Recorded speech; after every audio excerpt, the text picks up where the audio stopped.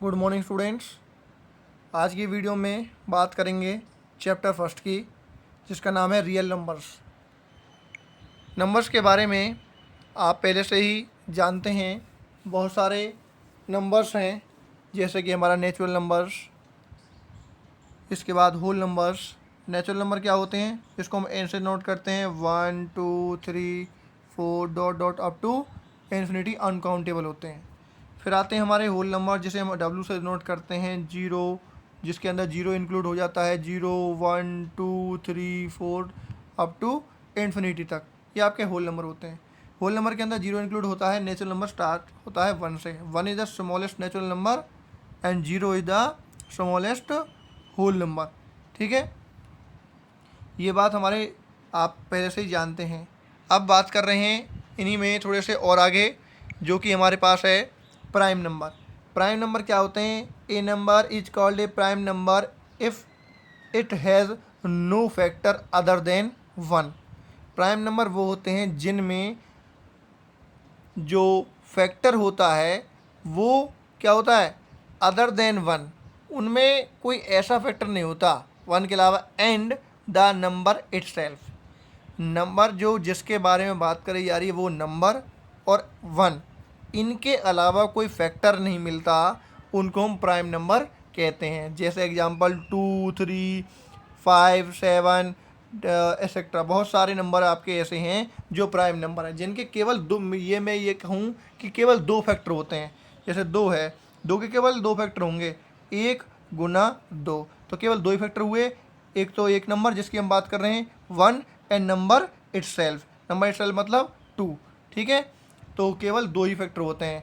तो a number is called a prime number if it has no factor other than 1 and the number itself, कि जो जिसके factor एक और अपने आप के अलावा कोई फैक्टर ही ना हो। इसमें केवल देखो 1 हो रहा है और वो नंबर खुद आ रहा है, इसके अलावा कोई फैक्टर नहीं होता।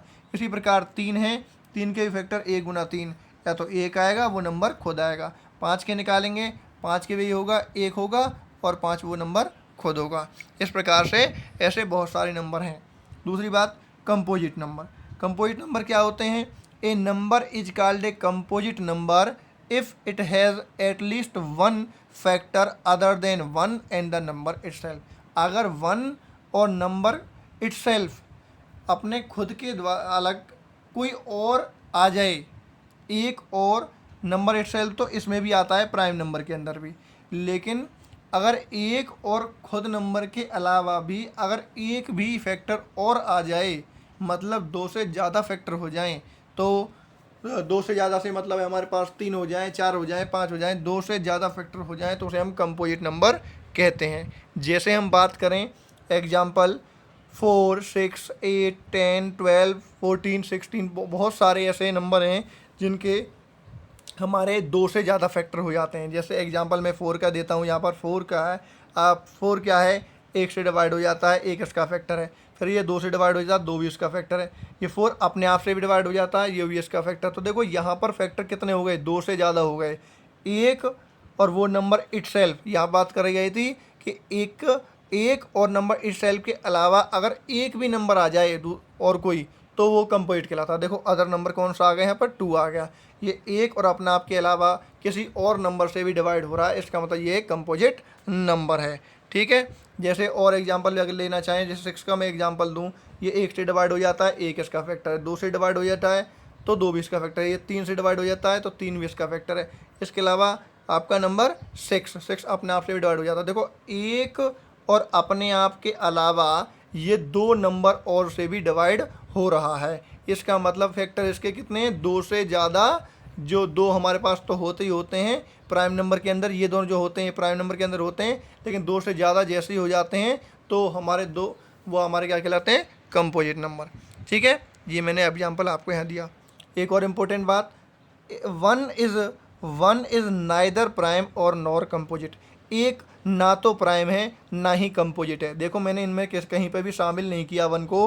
वन ना तो प्राइम है और ना ही कंपोजिट है, इन दोनों के अंदर ही नहीं आता है, क्योंकि प्राइम होने के लिए 2 फैक्टर, प्राइम होने के लिए 2 फैक्टर ज़रूरी हैं।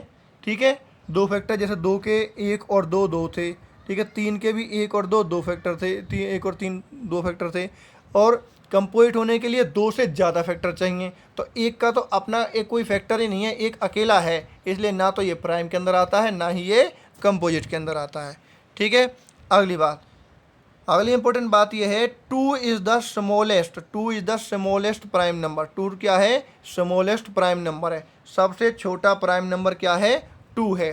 ठीक है, ये आपको याद रखना है, सबसे छोटा प्राइम नंबर है। ठीक है।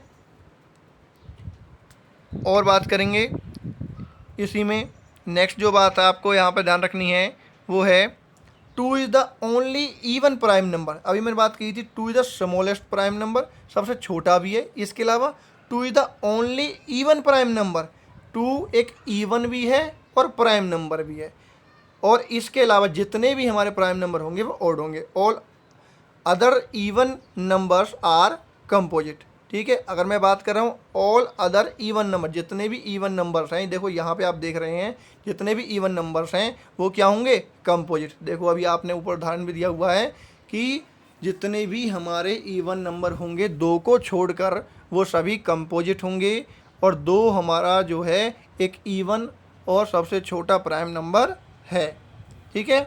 इसके अलावा जितने भी प्राइम नंबर होंगे वो हमारे ऑड होंगे 2 के अलावा। आगे बात करेंगे, एक विशेष आपको बात ध्यान रखनी है यहाँ पर, एक हमारी थ्योरम है fundamental theorem of arithmetic. Fundamental theorem of arithmetic, बस आपको नाम याद रखना है कि भाई फंडामेंटल थ्योरम क्या होती है, बस क्या होती है ये, इसके बारे में जानें। फंडामेंटल थ्योरम कहती है every composite number can be expressed as a product of prime numbers, कि एवरी कंपोजिट नंबर, हर एक कंपोजिट नंबर को हम एक्सप्रेस कर सकते हैं प्राइम नंबर्स में, प्रोडक्ट ऑफ प्राइम नंबर्स के रूप में। हर एक कंपोजिट नंबर को प्रोडक्ट ऑफ प्राइम नंबर्स के रूप में हम लिख सकते हैं। जैसे कि मैं एग्जांपल दूं, कोई भी ले लीजिए, जैसे मैं यहाँ पे 4 का उदाहरण देता हूँ। 4 का एक कंपोजिट नंबर है, तो अगर हर एक कंपोजिट नंबर को हम प्राइम नंबर के रूप में उसके फैक्टर कर सकते हैं। जैसे जिसमें मैं फैक्टर करूँगा तो क्या बनेगा? 1 2, ठीक है, ये इसके हमारे पास ये हो गए। तो ये हर एक कंपोजिट नंबर को क्या कह रहा है? Can be express as a product of prime number, तो प्राइम नंबर के रूप में हम इसको लिख सकते हैं। तो फैक्टर में हमारे पास 1 भी आ जाता है, 2 भी आ जाता है। तो यहाँ पे आप देखेंगे कि जो 2 है, 2 कैसा है यहाँ पर? प्राइम नंबर आ गया ना, तो हम लगा सकते हैं कि ये कह सकते हैं कि हर एक जो कंपोजिट नंबर होगा उसको हम प्राइम नंबर के रूप में लिख सकते हैं। अभी मैंने अधूरा लिखा, अभी पूरा नहीं लिखा। 1 गुना 2 गुना 2, मुझे 4 को तोड़ना था। 4 को मैंने कैसे तोड़ दिया? 1 गुना 2 में तोड़ दिया। तो यहाँ पर अगर आप देखें, अगर मैं 1 को हटा दूँ, क्योंकि 1 तो ना तो प्राइम है ना ही कंपोजिट है, मैं तो सिर्फ फैक्टर बता रहा था आपको। अब केवल बात कर रहा हूँ स्टेटमेंट की कि every composite number can be express as a product of prime number. हर एक कंपोजिट नंबर को हम प्राइम नंबर के रूप में फैक्टर कर सकते हैं, मतलब तोड़ सकते हैं उसे। ठीक है। तो 2 गुना 2 लिख दिया।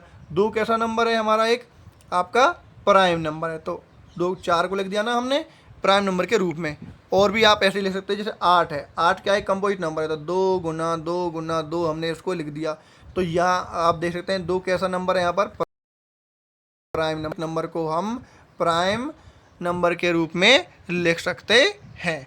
ठीक है। ये आप बहुत ही इंपॉर्टेंट बात है, जब हम चैप्टर शुरू करेंगे, क्वेश्चन करेंगे, तो वहाँ पर ये हमारा काम आएगा कि composite number can be express as a product of prime number. ठीक है। इसके बाद आगे, इसके बाद यहाँ पे ध्यान दें आप, द HCF ऑफ 2 को prime number is 1। HCF of 2 को प्राइम नंबर 1। 2 को प्राइम नंबर का HCF 1 होता है। क्या होता है? 1। अब को प्राइम नंबर क्या होता है? को प्राइम नंबर वो होता है जिनमें हमें HCF 1 मिलता है। जिनमें हमें HCF 1 मिलता है वो हमारे को प्राइम नंबर होते हैं। जैसे मैं एग्जांपल दे देता हूँ यहाँ पर 3 और 5। 3 और 5 क्या हैं? 2 को प्राइम नंबर है। कैसे नंबर है? 2 को प्राइम नंबर है। कैसे? जैसे मैं 3 के फैक्टर करूँ तो क्या आएंगे? 3 के फैक्टर 1 गुना 3। 5 के फैक्टर करूँ तो क्या आएंगे? 1 गुना 5। तो इनमें कॉमन क्या मिल रहा है हमें? कॉमन क्या मिल रहा है हमें? 1 मिल रहा है। कॉमन क्या है? 1। सो HCF की भी क्या होगा? 1। तो क्वेश्चन तो यही था हमारे पास, द HCF ऑफ 2 को प्राइम नंबर इज 1। HCF क्या बनता है? 1, 2 को प्राइम नंबर का, जिनमें हमें कॉमन फैक्टर 1 मिलता है। जैसे और भी एग्जाम्पल है, 5 और 7 का है। 5 के फैक्टर क्या बनेंगे? 5 के बन जाएंगे 1 गुना 5, 7 के बन जाएंगे 1 गुना 7, तो कॉमन क्या मिलेगा 1। तो ये भी आपके 2 को प्राइम नंबर होंगे जिसके फैक्टर हमें कॉमन क्या मिलता है 1, और इसलिए ये वन हमारा 1 बनेगा। और लास्ट जो इसकी इंपॉर्टेंट बात है वो आपको ध्यान रखनी है, if the denominator of rational number, if the denominator of rational number, क्योंकि रेशनल नंबर क्या होते हैं भाई, जो P/Q के रूप में लिखे होते हैं, ठीक है। तो हम रेशनल नंबर की बात कर रहे हैं। If the denominator of a rational number return in standard form, standard form में लिखे हुए हैं, ठीक है, मतलब P/Q के रूप में लिखे हुए हैं, ठीक है। फिर क्या होगा, कंटेन्स प्राइम फैक्टर 2 और 5 और बोथ ऑफ देम, कंटेन 2, 5 और both of them, both of them मतलब 2 और 5 दोनों, ठीक है, 2 और 5 दोनों। अगर P/Q के रूप में कोई नंबर लिखा हुआ है और जो Q है, Q डिनोमिनेटर की बात कर रहे हैं, अगर डिनोमिनेटर के अंदर 2 आ जाए या 5 आ जाए या 2 और 5 दोनों आ जाएं, then it can be represented as a terminating decimal, तब हम इसे कहेंगे टर्मिनेटिंग डेसिमल एक्सपेंशन। क्या कहेंगे, terminating decimal expansion. Otherwise it can not be represented as a terminating decimal expansion, ठीक है। आगे 1.4 के अंदर ये क्वेश्चंस आपके आएंगे कि कब उसको टर्मिनेटिंग डेसिमल एक्सपेंशन कहा जाएगा, कब नहीं कहा जाएगा। अगर P/Q में जो हमारा Q है, Q हमारा नीचे 2 आ जाए या 5 आ जाए, ऊपर चाहे कुछ भी हो, ऊपर 1 हो, आपका 3 हो, हमें उससे मतलब नहीं है। हम बात कर रहे हैं नीचे की बात कर रहे हैं, हमें ऊपर वाले से कोई मतलब नहीं है, नीचे की बात कर रहे हैं। Q के अंदर अगर 2 आ जाए, 5 आ जाए, 2 और 5 दोनों आ जाएँ, तो इसे हम कहेंगे नॉन टर्मिनेटिंग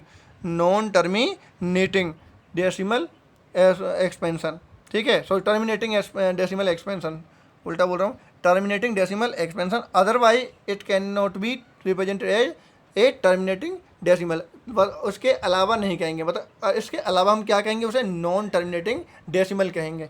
अगर 2 और 5 के अलावा कुछ भी आ जाएगा तो, जैसे P/Q में अभी मैं बात कर रहा था 2 और 5 की, और P/Q में Q की जगह मान लो 7 आ जाए, 3 आ जाए, 11 आ जाए, मतलब 2 और 5 को छोड़कर कुछ भी आ जाए नीचे, या इनके साथ भी आ जाएं ये, तो ये आपके कहे जाएंगे नॉन टर्मिनेटिंग डेसिमल एक्सपेंशन।